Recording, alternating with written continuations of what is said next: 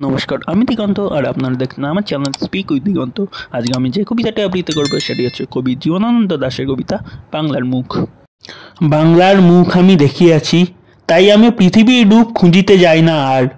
অন্ধকারে জেগে উঠে ডুমুরের গাছে চেয়ে দেখি, ছাতার মতো বড় পাতাটির নিচে বসে আছে ভোরের দোয়েল পাখি। চারিদিকে চেয়ে দেখি পল্লবের স্তূপ, জাম বট কাঁঠালের হিজলের অশ্বথের করে আছে চুপ।